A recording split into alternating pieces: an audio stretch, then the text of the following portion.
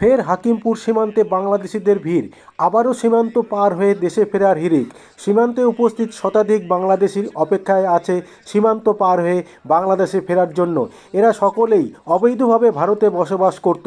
গত কয়েকদিন ধরে আজও স্বরূপনগর হাকিমপুর সীমান্তে শতাধিক বাংলাদেশি জড়ো হয়েছে।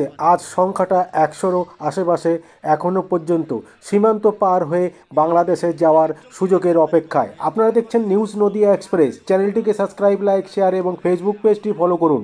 আর দেখুন নিউজ নদিয়া এক্সপ্রেস। সবার ওই একই পাল্লাই ওজন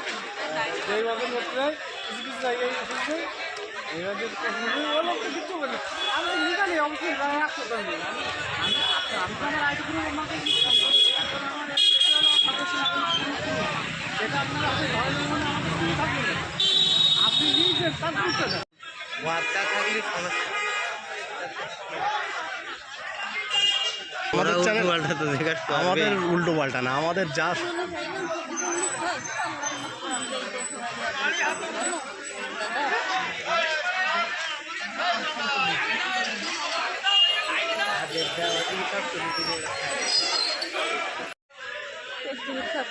হ্যাঁ কেষ্টপুর থাকতেন। বাড়ি কোথায় বাংলাদেশে?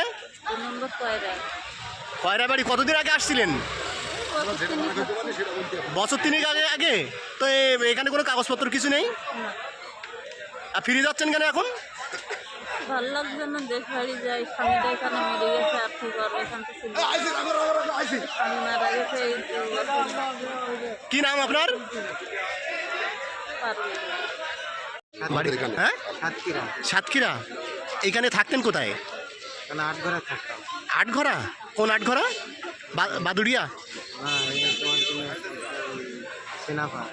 ও, চেনাপাড় আটঘরা। এই কত বছর আগে আসছিলেন? 5 বছর। তো এখানে কোনো কাগজপত্র কিছু নেই? না। তা ফিরে যাচ্ছেন কেন এখন? ফিরে যাচ্ছেন কেন? মানে এই যে আইসি ফিরে এসে থাকা যাবে না,